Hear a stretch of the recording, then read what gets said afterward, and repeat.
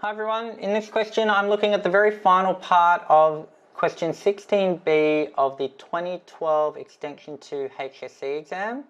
So I've already worked through part 1 and part 2 in separate videos, so if you haven't already, have a look at those. Here we're looking at part 3, which says find the limit as n goes to infinity of the sum from j is equal to 1 to n of the inverse tan of 1 on 2j squared, which hopefully you can see links directly to part 2, because that is the sum that we've just proven a result for.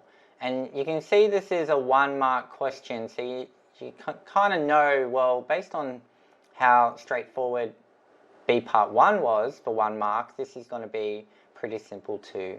So I think the key is just taking what we just proved in part 2 and then using it to evaluate this limit. So yeah, let's take a look.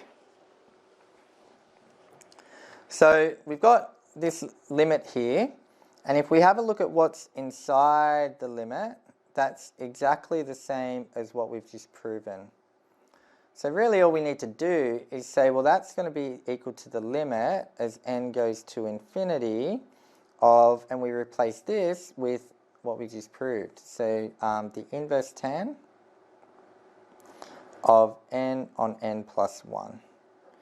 And this is a much, I guess, easier thing to take a limit to infinity of than this. I think where a student might get this wrong is if they don't make the link between part 3 and part 2 and they just decide to insert infinity here, you might be inclined to say, well, it's going to be, maybe you'd say, what, 1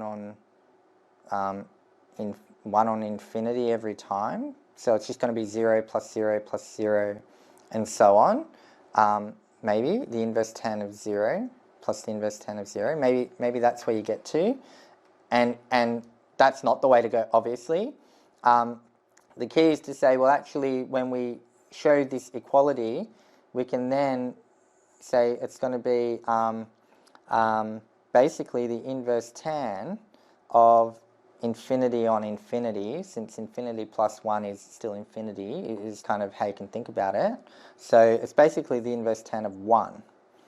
And, you know, you probably don't need your calculator for this, but you could, if you wanted, get out your calculator and find the inverse tan of 1 is 45 degrees, or if we did 45 on 180, we'd see that's pi on 4.